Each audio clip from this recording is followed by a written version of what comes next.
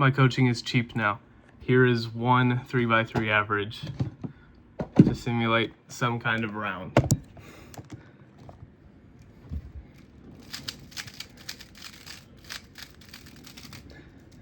I'm gonna take a couple of warm-ups because I literally just got home.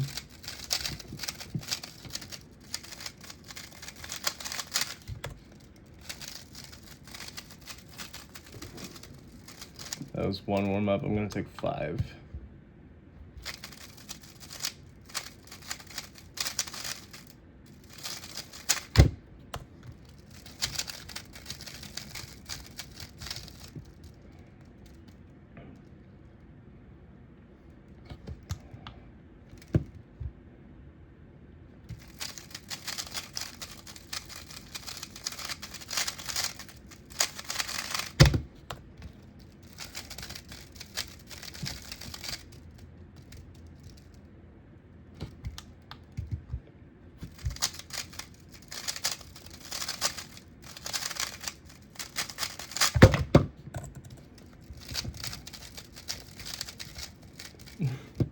That was warm-up number 4. I just put it in out of habit.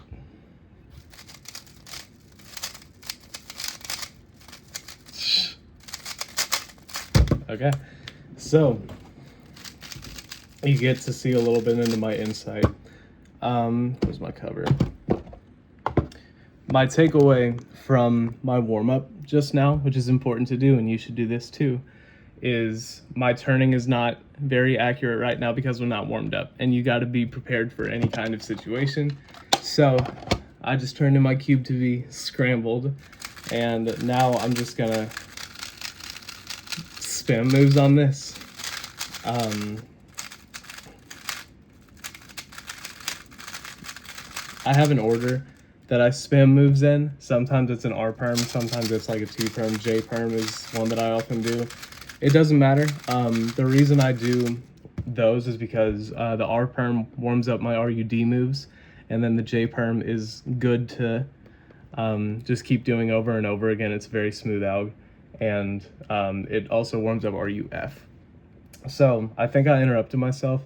My turning is not very accurate right now because I just got home, and as a result of that, for this average, I'm gonna have to focus really hard on my solutions.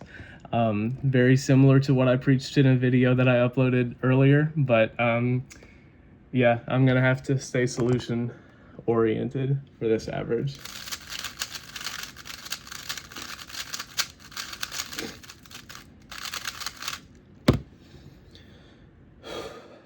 Yep.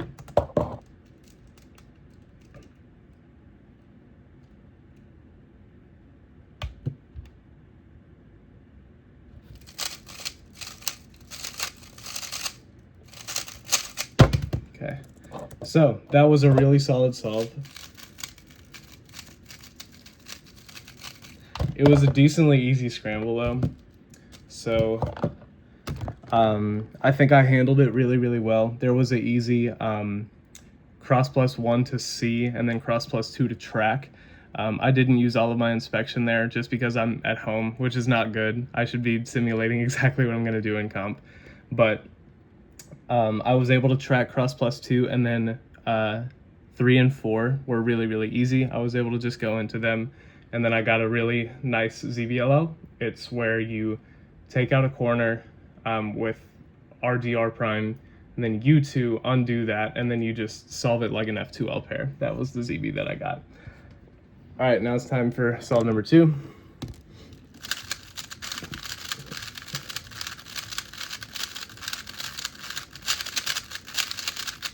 Oh, some superstition that I have.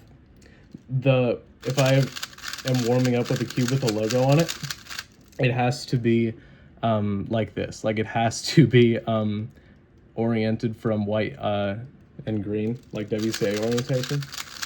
So if you ever see me doing U-perms, that is to switch what the center looks like during my warm-up.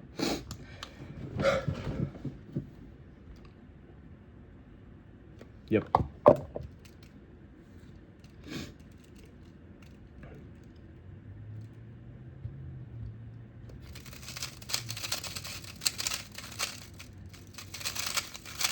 Okay, that was also pretty good.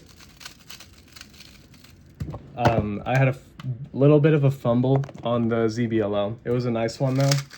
It was a pie case, but it was one of like the base COLLs. Like if you get that corner pattern, whether it's the edge or whether it's the correct edge pattern or not, that's the COLL alg that you do.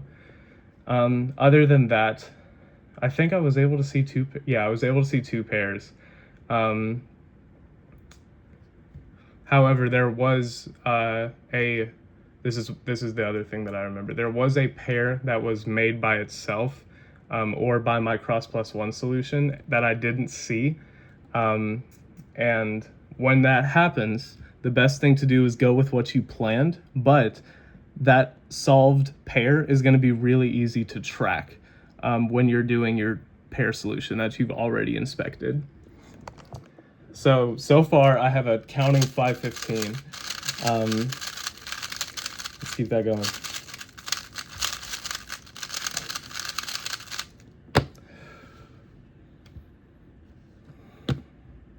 Yep.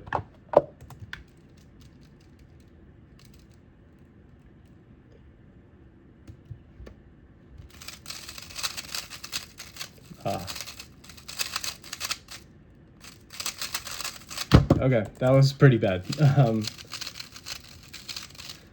I don't fully remember what went bad. Let me try to... At this point, if I had a solve that was really bad, I'm going to the one solve statistic on csTimer where it just pulls up the scramble. I'm going to do that on my warm-up cube. Normally, I would just look at the video, but this is a one. Okay, I had this. Okay, my Cross+2 was really good, but I solved it on the right side, which I don't love doing. I now see that it would have been really easy for me to have a good Cross+2, and then the OLL went straight into the PLL. So that's why I like to do this, because my solution on that was not good at all. That's why the time wasn't good. ZB recog also took a second, and then the execution was sloppy as well. So calm turning down a little bit because my cube is feeling a little bit fast right now. These are all things you have to think about in between your solves.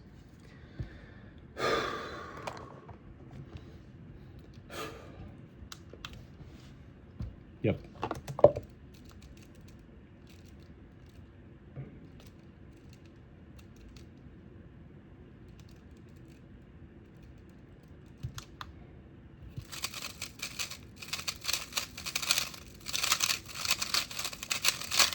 Okay, that was a really solid CFOP solve. Whenever that happens, whenever a lot of moves is what makes up your solve, you have to be really smooth about it. It doesn't matter if you're fast about it, because if you try to be way too fast, you're going to lock up. Like if you try to turn beyond your turning capacity in competition, it's not going to go well. So you have to keep it under control and really just make sure it's as smooth as possible, because you know it's going to be a lot of moves. Other than that, OLL straight into PLL was really, really nice. It was either Timon's 397 OLL, and the corners were going to be solved. I knew that as soon as I saw the OLL, and then it was the best possible PLL for all the corners to be solved. It was a U-perm. Okay, so at this point, I know I have a 4, a 5, a 7, and a high 5. At this point, my average could be literally anything. So as every Loot Greiser average ever goes, the last solve is what this depends on. So yeah, let's see how this goes.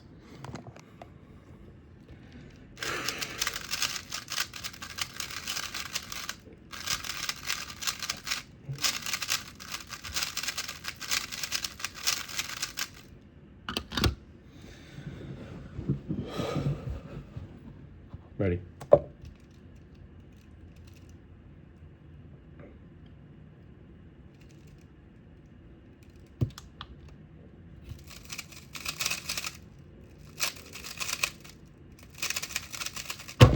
Oh yeah, let's go. 554.